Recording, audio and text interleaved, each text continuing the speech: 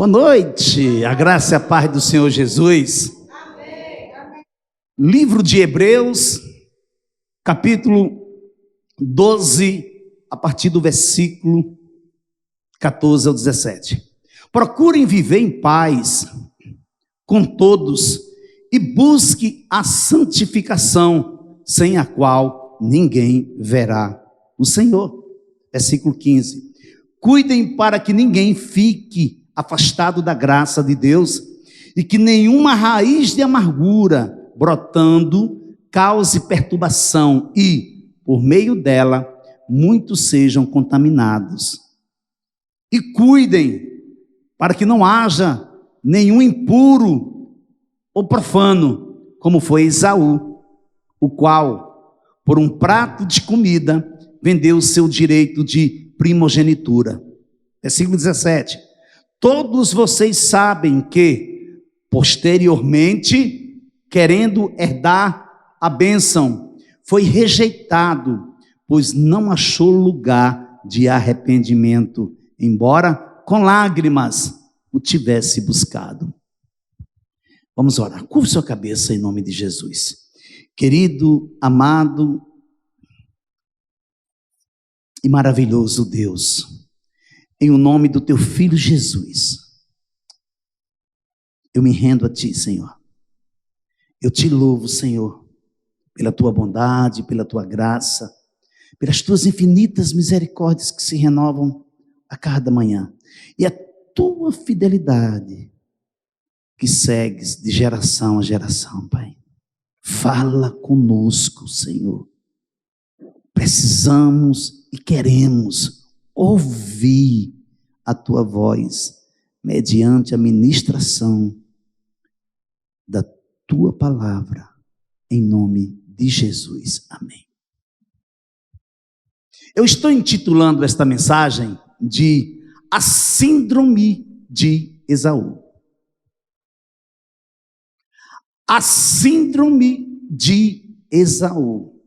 Ao morrer na cruz, Jesus conectou o pior que os homens fazem com o melhor que Deus faz. A cruz que Jesus morreu crucificado no Gólgota também é o lugar de ressurreição. Então, a cruz que o Mestre, que o Messias,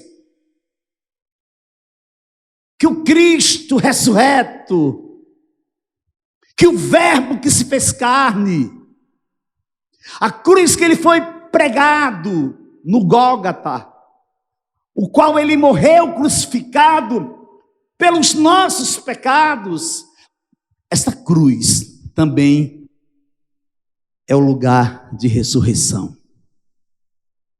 Mantenha os olhos em Jesus e você descobrirá que o lugar que você pensava ser de morte é o lugar em que o poder da ressurreição de Deus está em ação para te dar vida. Talvez o lugar que você se encontre, talvez o lugar que você esteja, não por opção sua, para você é um lugar de morte. Mas eu quero dizer para você nesta noite, o lugar em que você se encontra é poder de Deus. A sua vida na cruz pode significar o seu sustento, os seus relacionamentos, sejam eles pessoais, no casamento, na vida espiritual, profissional, ministerial. Sua vida na cruz pode representar a sua própria reputação. Você sabia? Quando você abriu seu coração, quando você fez uma confissão e permitiu que Jesus entrasse, e você disse para ele: Senhor, a partir de agora, eu dou as minhas costas para o mundo, e minha vida agora é completamente tua. Você não tem mais direito sobre si. Você não tem mais opção de mandar na sua vida. Você não pode mais dizer que você pode fazer o que você pode fazer. A sua vida agora está em Cristo, fundamentada em Cristo. Quando ele morreu, você morreu. Quando ele ressuscitou, você ressuscitou. Agora eu tenho percebido que estamos vivendo um tempo que existe muitos crentes, eu quero falar aqui na igreja mesmo, não quero falar de igreja de ninguém, que pensam ou tentam pensar, e eu creio que essa palavra, essa ministração de hoje, essa mensagem, vai descortinar seu coração. Que às vezes pensamos que podemos fazer alguma coisa escusa, e Deus não traz a luz, está enganado. Não adianta nós querermos esconder qualquer coisa que seja. Não adianta porque Ele está de olho em você. Então, olhando firmemente para o autor e consumador da fé, Jesus, o qual em troca da alegria que lhe estava proposta, suportou a cruz, sem se importar com a vergonha, e agora está sentado à direita do trono de Deus. Portanto, pensem naquele que suportou tamanha oposição dos pecados contra si mesmo, para que vocês não se cansem nem desanimem. Hebreus capítulo 12, versículos 2 e 3. Você sabe o que acontece quando você passa a se importar com seus problemas?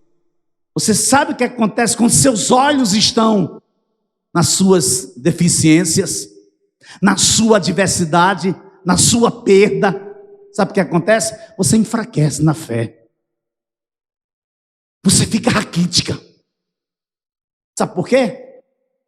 Porque você não está pensando nele. Você acha que o que você está passando, a dor é pior do que a dor que ele sentiu por você.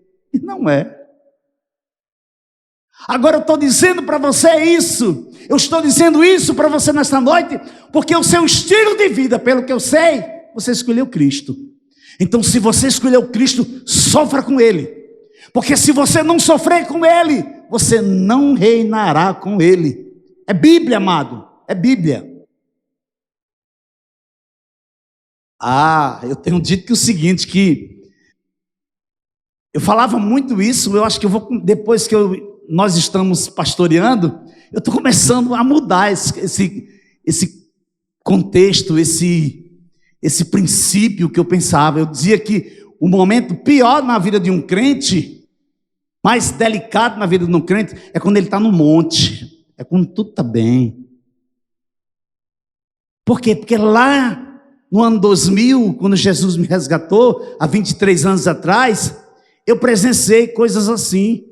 Pessoas que estavam bem, pessoas que estavam rompendo, de repente caíram pelas tabelas, deixaram até seguir Jesus. Mas eu estou mudando esse conceito. A igreja local está me levando a mudar esse conceito. Que tem pessoas que estão bem, estão permanecendo fiéis. Mas existem pessoas que não estão bem, que estão colocando desculpas esfarrapadas para fazer o que tem vontade de fazer. Isso eu estou falando agora na igreja como toda, a igreja do século 21. É o que a gente vê todo tempo.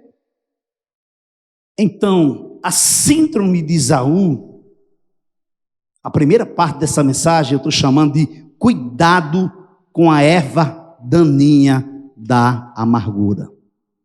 Eu nunca imaginei que Jesus estava falando de santidade comigo durante toda a semana. Estava se tratando disso. Veja aí, Hebreus capítulo 12, versículos 14 e 15. Procurem viver em paz com todos e busquem a santificação, sem a qual ninguém verá o Senhor. Cuide para que ninguém fique afastado da graça de Deus e que nenhuma raiz de amargura brotando cause perturbação. E por meio dela, muitos sejam contaminados. Hebreus capítulo 12, versículos 14 e 15. A santificação não é e jamais será uma opção. Jamais será. uma opção, é uma ordenança de Deus para as nossas vidas. A paz também não é uma opção, é uma escolha preferencial. A paz é uma manifestação distinta, é algo primário. Você a tem como primazia em sua vida, e claro, porque faz parte do fundamento da salvação. Você sabe qual é a minha compreensão a respeito de relacionamento uns com os outros? Primeiro, eu fui uma pessoa muito complicada. Eu fui uma pessoa por demais, em excesso, uma pessoa orgulhosa. E eu descobri que eu era inseguro, indeciso e um descontinuador. Eu era cantor de banda e eu tinha um critério comigo, para você ver o que é uma pessoa desconfiada. Eu tinha um critério comigo. Se eu chegasse numa cidade, eu tinha 1 ano, eu me dava 1 ano, eu me dava 1 ano. Para que eu queria 1 ano? Para mim saber onde é que eu estava. Para mim saber com quem eu estava. Para mim saber se tinha futuro ou não. Se o dono daquela banda realmente sonhava grande. Porque eu queria ter sucesso. Então, se eu percebesse que aquele homem só queria ganhar o feijãozinho, perna para quem te quer. E nesse negócio de 1 ano, foram 12 bandas que eu passei. 12. Completava 1 ano. Dava 1 ano, eu tchau. Estou saindo fora. Vou atrás do meu sucesso. E vim bater em Fortaleza. E a 13 banda foi a minha banda, Banda Capital do Sol. Saiu logo fazendo sucesso em Fortal, em todo o Brasil. Agora, de que adianta o homem ganhar o mundo inteiro e perder a sua alma? De que adianta tanta energia, tanta força focada para nada? Tudo que eu ganhava era um saquetel furado, não dava para nada. E o que eu tenho percebido, o que eu tenho aprendido desses 23 anos com Cristo, é que relacionamentos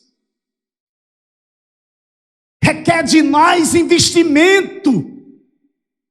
Se eu não investir em relacionamentos, eu vou ser uma pessoa frustrada para o resto da vida. Temos que ter isso bem claro em nosso coração e mente, que a conduta cristã sob a nova aliança exige de cada um de nós uma nova postura. E a primeira coisa que os crentes, aqueles que foram lavados e remidos no sangue do Santo Cordeiro, devem fazer é deixar de lado a falta de coragem e os queixumes nas circunstâncias adversas. Assim que aparece um problema, você começa a murmurar. Assim que aparece a oportunidade de você crescer, falta de coragem. Você não segue, bate a oportunidade na sua porta, você não está preparado, porque você não se preparou. E você se queixa de todos, de todos. Parece que Deus olhou para você e depois do filho dele resolveu fazer você uma pessoa perfeita. E você não é perfeito, você é cheio e cheia de defeitos. Então, relacionamentos vai exigir investimento. Eu sou casado com uma pastora há 20 anos. Não invista não nela não, para ver onde é que eu vou parar. Ela não invista em mim também não, para ver se a gente não descontinua. E daqui a um tempo está todos os dois bicudos um para o outro. Mas você sabe o que é que eu creio? Você sabe o que é que eu sou firme. É na palavra de Deus, é no poder de Deus. A Bíblia diz que o que Deus une, o homem não separa. Aconteça o que acontecer. Aconteça o que acontecer, daqui não saio. Daqui ninguém me tira. Por isso, levanta as mãos cansadas e fortaleça os joelhos vacilantes. Façam caminhos retos para os seus pés, para que o manco não se desvie, mas seja curado. Meu Deus. Hebreus capítulo 12, versículo 12 e 13. Veja que o processo de santificação progressiva tanto é contínua como em duas direções. Vai exigir de você que você se negue. Olha aí. Nós amamos porque Deus nos amou primeiro. Olha onde é que está o segredo, amado. Nós amamos. Por que eu falo para alguém? Por que eu falo para minha esposa que eu a amo? Porque Deus me amou primeiro. Romanos capítulo 5 diz que o amor dele foi derramado em meu coração pelo Espírito Santo. Então eu estou cheio do amor de Deus, não é meu próprio amor. Então esse amor, ele não é egoísta, ele não é medíocre, ele não pensa em si próprio, ele não se zanga facilmente. Eu estou falando desse amor que está em mim. Que geralmente nós não evidenciamos esse amor. Só costumamos a evidenciar esse amor quando eu estou sendo correspondido. Quando estão mandando beijinho para mim. Quando estão massageando o meu ego. Ah, eu tenho direito, eu sou esposo. Ela disse, eu também tenho direito, eu sou esposa. Você está fazendo seu dever. É assim, amados, que acontece. Mas nós amamos porque Deus nos amou primeiro. Agora veja bem, ó. Se alguém diz que eu amo a Deus, mas odeio o seu irmão, é mentiroso. Você pode ir para onde você quiser. Você pode ir para qualquer canto desse planeta. Você vai continuar sendo mentiroso. Você vai continuar sendo uma mentirosa. Se você não permitir que Deus trate seu coração. Caim, Deus foi na porta dele e disse, olha, por que teu semblante está descaído? Por que tu não faz algo para me agradar? Será que eu não te aceito? Olha, Caim, o pecado jaz à tua porta, está querendo te tragar. O que Deus diz? Mas Caim, cabe a ti dominá-lo. O recado está dado, tá não? Foi que Caim fez? Deus se ausentou, Caim foi. Irmão, vamos ali, vamos no campo. Pegou uma pedra e o matou. Mas é assim que você faz. Crente vive matando crente. Crente vive orando, dizendo, vai ver o que é que meu Deus vai fazer. Como é que pode? O mesmo Deus do irmão é o meu Deus. Eu estou dizendo que o meu Deus vai pegar o meu irmão e vai baixar o chicote, baixar a vara. Como é que pode? Eu não vos chamo mais de servo, de escravo. Eu lhe chamo de amigo. É assim que Jesus chama você. Você acha que Deus não está no controle de tudo? Então veja bem. Se alguém diz que eu amo a Deus, mas odeio seu irmão, é mentiroso. Pois ninguém pode amar a Deus a quem não vê, se não amar o seu irmão a quem vê. O mandamento que Cristo, que morreu por você, o mandamento de Cristo que morreu por você, morreu na cruz do Calvário por você, o mandamento de Cristo nos deu é este: quem ama a Deus, que ame também o seu irmão. Isso quer dizer o quê? O que eu aprendo com isso?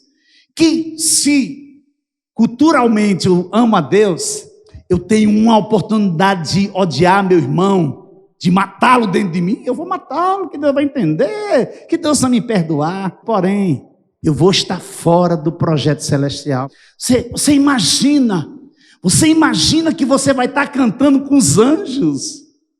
Santo, santo, santo. Aí, ó. Sem santidade ninguém verá Deus. É ininterrupto. Você vai estar santo, santo, santo, santo, por toda a eternidade. Toda lágrima será enxugada dos seus olhos. Então ele diz que quem ama a Deus, que ame também o seu irmão. Primeira carta de João, capítulo 4, versículos 19 a 21. Você percebe que é algo contínuo. Muitas vezes eu pensava que aquele irmãozinho, aquela irmãzinha, eram as pessoas exatas para serem os meus irmãos, amigos e confidentes. Eu abria até o meu coração para o irmão, falava as minhas decepções, as minhas alegrias, as coisas mais íntimas, eu contava para ele, contava para ela. Eu não sei o que foi que aconteceu, da noite para o dia ele mudou. Parece que não é mais meus amigos, parece que são filhos do diabo. Oh Deus, livra-me dessa hora. Desse jeito que acontece. Você pensa o quê? Quem foi que enterrou José naquela cisterna vazia? Foram os estranhos? Foram não, amados, foram os irmãos dele. Tem mais. Eles queriam matá-lo. Existia um plano, existia um propósito soberano sobre a vida dele, que não permitiria chegar a esse ponto. Deus estava levando ele adiante do seu povo. Por tudo que ele passa, ele foi enterrado, ele foi encarcerado, ele foi empossado. Quando chegou o dia dele, e ver os irmãos face a face, cara a cara, eles caíram num pranto também. José começou a chorar, eles choraram também, e de repente deu um pavor neles. Meu Deus, calma. Vocês não fizeram nenhum mal a mim, não.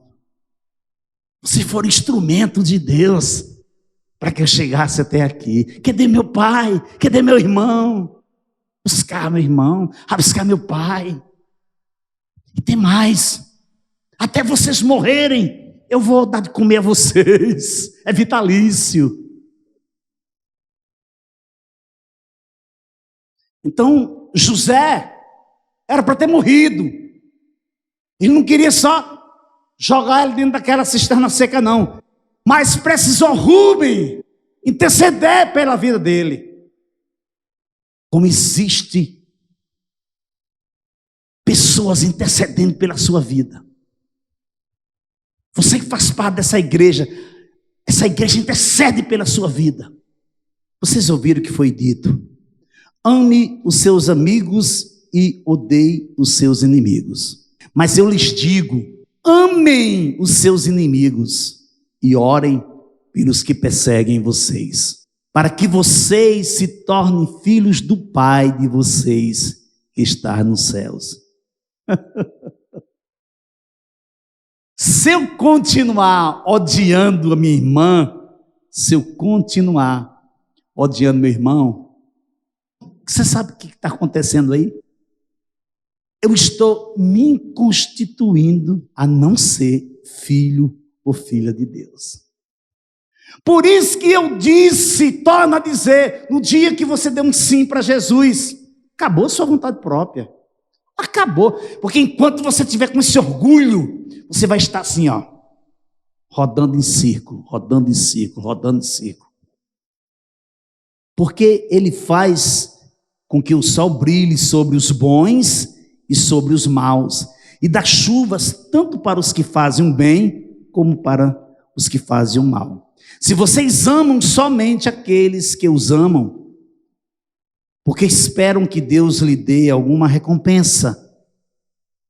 Se eu estou pedindo algo a Deus, se eu estou colocando diante do altar, algo que meu coração está esperando, se eu tiver com ódio no coração, odiando meu irmão, Não vai chegar, não. É que o texto está dizendo. Se vocês amam somente aqueles que os amam, porque esperam que Deus lhes dê alguma recompensa. Aí ele completa assim, ó. Até os cobradores de impostos amam as pessoas que os amam. Você só está fazendo a sua obrigação. Mas seu dever não. Seu dever é você amar os seus inimigos e orar por aqueles que perseguem você. Esse é o primeiro ato. A primeira decisão que temos que tomar é nos despir de nós mesmos. E você sabe qual é o termômetro dessa desconstrução? Desse despir? Da conscientização que eu não vivo mais, mas Cristo vive em mim. Essa é a evidência do despir. Mas, pastor, como é que isso acontece? Olha, é quando a adversidade chega, é quando o tempo mau se apresenta, então saberemos quem realmente dará a outra face. Porque, vamos e venhamos, não é fácil, amado. Não é fácil uma pessoa que é traída, uma pessoa que alguém deu as costas. Então veja bem, saberemos quem é na hora da adversidade. Amados, na adversidade ninguém pula do barco. Eu só vou pular do barco se eu souber que a minha presença está trazendo perigo. Aí eu pulo. Se a minha vida está comprometendo outras vidas, aí eu pulo do barco. Mas por quê, pastor? Porque isso é bíblico. Jonas pediu para jogarem ele no mar. Por quê? Porque Jonas sabia que aquela tempestade estava vindo sobre o barco, era por causa dele. Mas quem está em adversidade, caminhando, recebendo apoio, sendo pastoreado, sendo discipulado, cuidado com a síndrome de Esaú. Eu fiquei impactado com isso. Mas pastor, me diga uma coisa, como é que acontece na prática da outra face? É quando você admite que perdeu. Você sabia, amado? Haverá um momento na sua vida que você vai admitir perder. Aí você vai olhar para dentro de você e você vai procurar onde foi que você errou.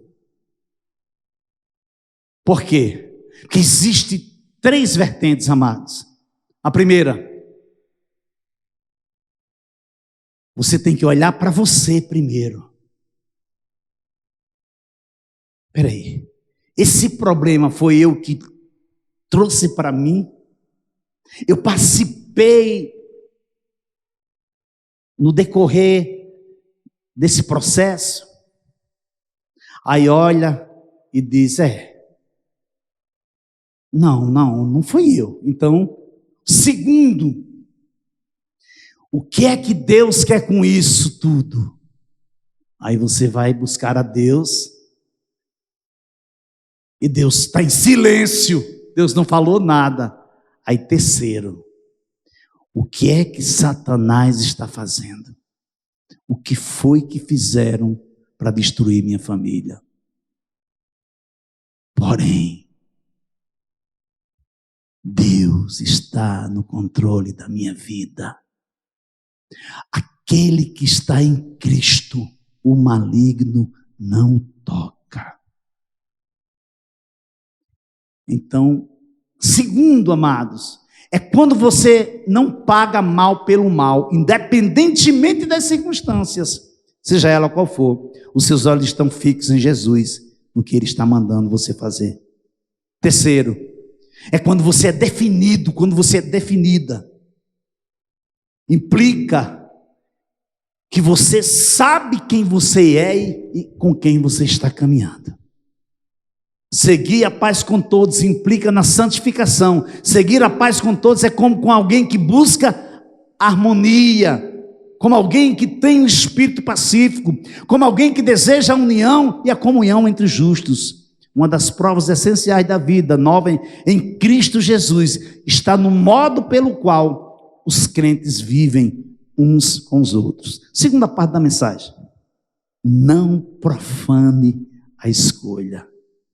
Veja aí, Hebreus capítulo 12, versículo 16 e 17.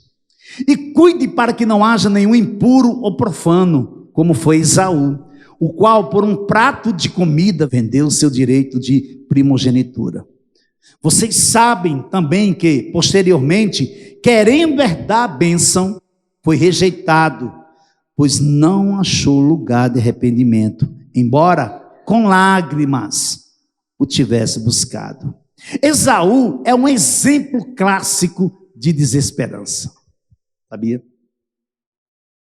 De tal maneira que, quando a gente olha para o ato, para a decisão que Esaú tomou, mas ele vinha com tanta fome, e a fome dele se tornou um problema grande, ao ponto dele encontrar Jacó fazendo uma lentilha, e o cheiro era gostoso, mas era uma lentilha. O que ele faz? Desejou a lentilha. Disse, não. Aí Jacó, malaca, malandro, ainda não tinha sido transformado, disse, não, eu te dou, mas você me dá o seu direito de primogenitura. Eu disse, eu dou. Entregou, pronto, feito. Foi sua própria escolha que o tornou profano, o amante das coisas terrenas e sensuais, de modo que perdeu duas coisas. Isso aqui eu fiquei impactado, amado. Olha as duas coisas que Esaú perdeu: o direito da primogenitura e a sensibilidade espiritual. Ele perde. A luta, amado, a adversidade, o cansaço, nos leva para um âmbito de insensibilidade espiritual. O que vem na teia, nós fazemos. E tem mais. Algo que você vem dizendo tempo a tempo. Tempo a tempo você diz, vou fazer isso. Arruma tudo, bora. Desistiu. Arruma de novo, desistiu. Arruma novamente, desistiu. Um dia você vai fazer. Era vontade de Deus? Talvez seja a vontade permissiva dele. Acho que Esaú foi antiético com o padrão apresentado no versículo 14. Vamos ver o que é que diz o versículo 14, veja aí. Olha o que é que ele é antiético diante do padrão que apresenta o versículo 14. Procure viver em paz com todos e busque a santificação, sem a qual ninguém verá a Deus. Hebreus 12, versículo 14 e 15. Porque a santificação tem tudo a ver com escolhas, com tomadas de decisões. Você escolhe se santificar ou se profanar. Você decide isso hoje. Ou você sai daqui decidida a se santificar ou se profanar. É um direito de escolha. Deus te dá o livre-arbítrio para você fazer isso. Agora veja que coisa séria. Quando Esaú tentou mudar a sua direção, descobriu que era impossível. Ainda que a bênção de Deus, o arrependimento fosse objeto de suas lágrimas, foi tarde demais. Esaú é a lição apresentada aos hebreus que estavam contemplando a possibilidade de praticar um ato de pecado premeditado, na forma da apostasia ou a volta da tradição de Moisés. Deus te chamou para viver em novidade de vida. Deus te resgatou da promiscuidade, do pecado lascivo, do pecado libidinoso, sensual e fogaz. Fogaz, pastor? O que é uma pessoa que tem um perfil fogaz? Isso aqui é aquela pessoa que gosta de rir. Já viu uma pessoa que ri de tudo? Por isso que eu estava sorrindo aqui, nesse stand aqui. Sorri de tudo é engraçado. Aí você fica olhando, meu Deus, mas que essa pessoa está sorrindo por quê? Mas tudo ela sorri, tudo. É uma pessoa que tem um perfil fogaz. Mas olha o que acontece. É aquela pessoa que gosta de rir, de promover as risadas dos outros também. Essa é uma pessoa fogaz, que muitas vezes, por trás de uma risada, existe um pecado libidinoso. Muitas das vezes ela está preparando o terreno para derrubar alguém. Falei essas coisas para que em mim vocês tenham paz. No mundo vocês passam por aflições, mas tenham coragem. Eu venci o mundo. Evangelho de João, capítulo 16, versículos 33. Conclusão.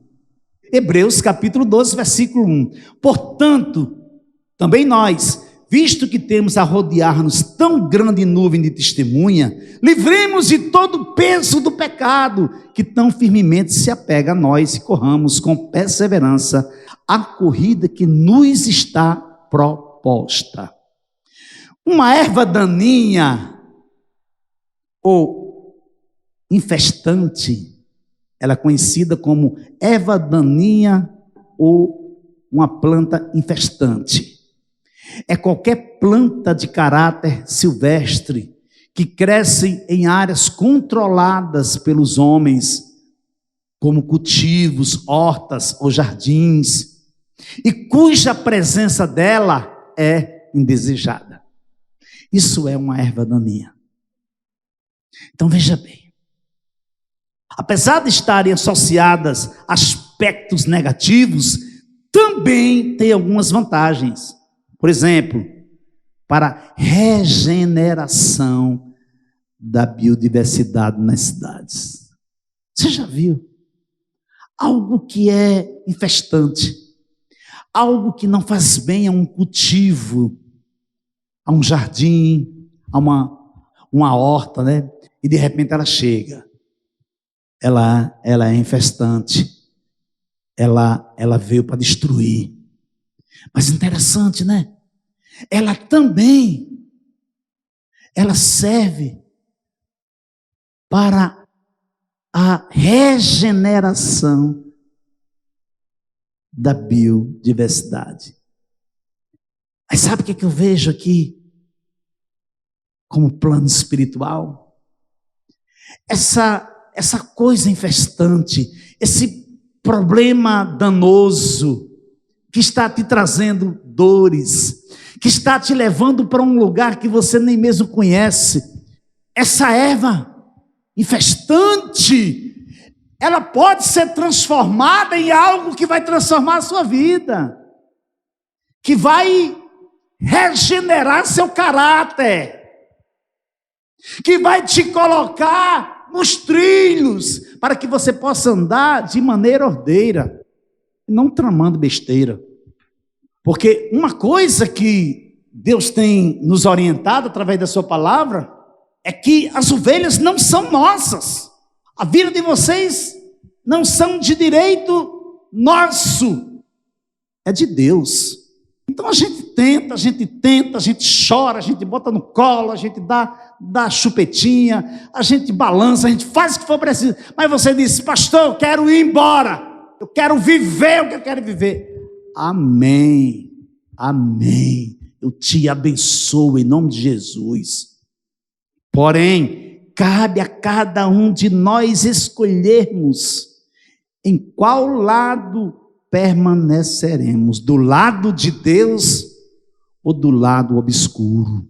Precisamos aceitar a disciplina da adversidade e seremos fortalecidos através dela, da adversidade. Se eu fosse contar para você as adversidades que nós já enfrentamos, tanto eu como a pastora, nós como pastores, como casal, já enfrentamos esses 7 anos, né, de ministério.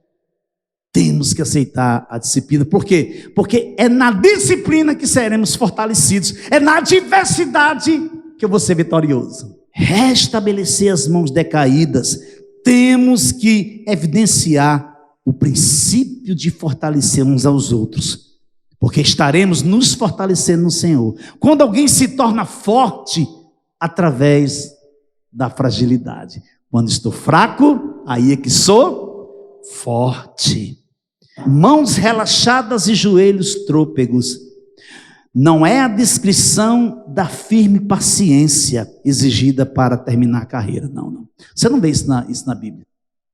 Paulo está falando dentro de um contexto de dependência. Descobrir o segredo. Tu está dizendo que não vai tirar esse espinho na carne, não? Vai não, Jesus? Vou não, Paulo. Vou não, porque a minha graça te basta. Senhor, aleluia. Agora eu me gloriarei nas fraquezas. Agora, eu vou te buscar cada vez mais, Senhor, porque agora eu sei que o teu poder repousa sobre mim, porque aprendi, porque estou certo, e quando estou fraco, aí é que estou forte. Onde foi que ele aprendeu? Na adversidade. Não foi sentado na beira do rio Acaraú, não foi. Foi na adversidade, foi na peia, foi na luta. Fortalecendo assim as mãos e os joelhos, qualquer defeito provocado pelo desuso, por aquilo que eu deixei de fazer, pelo aquilo que eu deixei de exercer, de praticar, será curado, porque o poder de Deus é poderoso para fazer infinitamente mais do que tudo aquilo que pedimos ou pensamos, segundo o poder que opera em nós. Aleluia. Você pode aplaudir o Senhor nesta noite. Só tenha cuidado com a síndrome de Esaú.